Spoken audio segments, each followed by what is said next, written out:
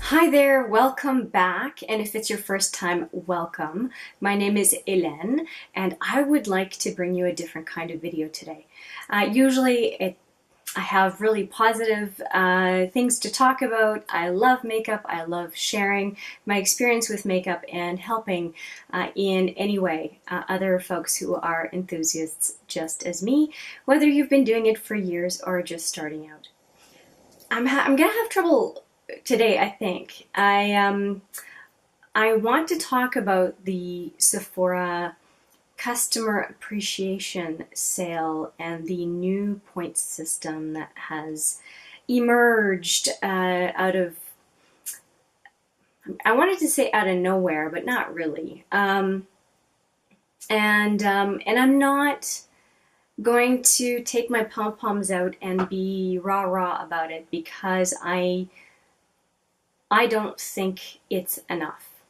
So if you don't know the background, Sephora usually has a couple of sales a year, one usually in November, one usually in April, with offering 10, 15, or even up to 20% off in the November sale for the folks who are considered rouge. And if you are rouge or rouge, it means that you've spent at least $1,000 in a calendar year. Now, and if you reach that point, you're good for the full, until the end of the next year. So let's say I get to rouge this summer, I'll be rouge until the end of 2019, if that makes sense. To get a middle of the road discount, which is usually 10 or 15% depending on the sale, you have to have $350 under your belt, and if you simply have an account, you can get 10% off. Okay, so that's the idea. Also, if you have if you're signed up for VIB, you get a birthday gift, and you get to accumulate points, and points you can redeem for some free stuff, essentially deluxe samples. So usually 100, 250 points gets you the ability to buy a deluxe skincare sample or makeup item or that kind of thing. And of course, there are bigger and bigger items. One of the things I didn't mention is that when you are at the $350 level, your points go up to 1.25. If you are at the rouge level, your points are now worth 1.5, what they were before, but I think the points are kind of a joke to begin with. Anyway, I won't get back into the rabbit hole, I just got out of it. But now, what changes have happened recently? Well, the sale that's happening in end of August, early September, that's new. There's some speculation on whether there's going to be a sale in November as well. I firmly believe there will be. But why is Sephora doing this is really what I want to get to. And there are a couple of other perks, but I don't really want to get into it. There's some points to cash conversion that you can do, but you have to spend $2,500 or not quite, 1,670 points to get to that $100 gift card or credit or whatever they're going to do. Okay, so to me, that's minutia. What I want to get to is, I think Sephora is way overpriced. I don't think that most of the products that are available in Sephora are great value.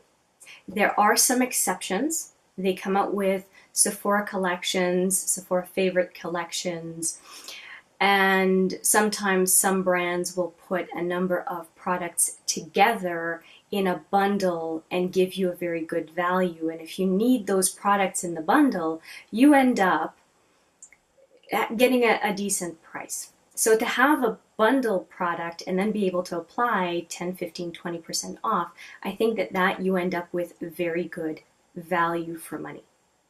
But products themselves, with a 20% off discount, like a discount of 20%, is absolutely not on par with competitors. And I'm going to mention Ulta in the US and Shoppers Drug Mart here in Canada.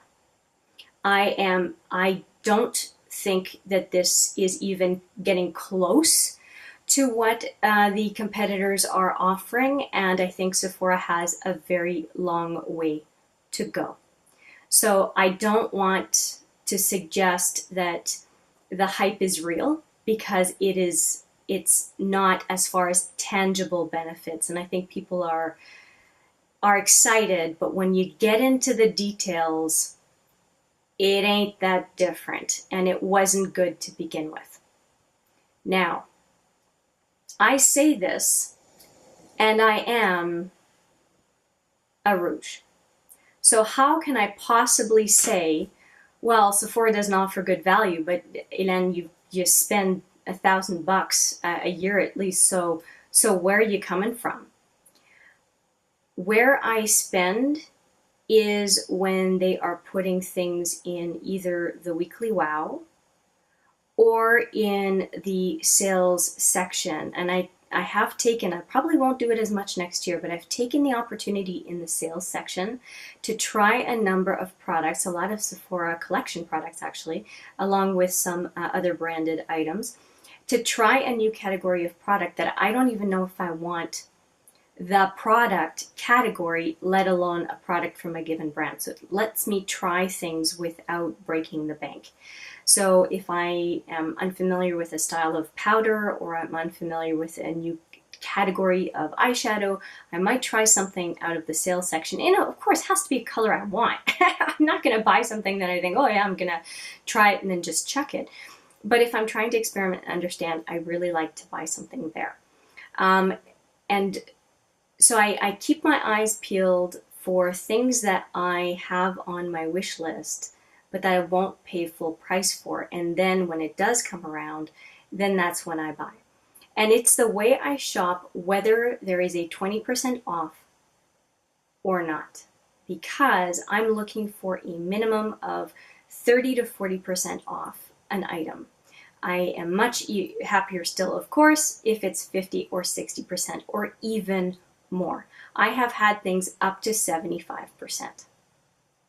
But that is by being opportunistic and vigilant in not going and buying something for a much less discount because I'm impatient. I'd rather be very patient. And then I get more value for my money. And makeup lasts a long time. So I want to make sure that every time I look at the item, I'm not thinking, oh gosh, I paid too much, I paid too much. And buyer's remorse can really affect our ability to use and enjoy a product. And I want to avoid that in any way, shape, or form that I can. So if we go with the idea that everything in Sephora is far, far too expensive, I think we can reset our view and consider that the list price of items is just plain ridiculous, and that we can easily find that same product for less elsewhere. Some brands are exclusive to Sephora. I can't help that. But if I think I have an alternative, I will go to those first. I just needed to offer my 2 cents because I've been just irritated with the amount of excitement for the change, which I don't consider being a change. I used to work in marketing. I understand how pitches and messaging is formulated, and I am absolutely not impressed with what Sephora has done. I'm sure they're losing market share, especially with more brands going to Shoppers Drug Mart, and well, some more brands are going to Ulta as well. And I think they need to do better because they're going to keep having some trouble.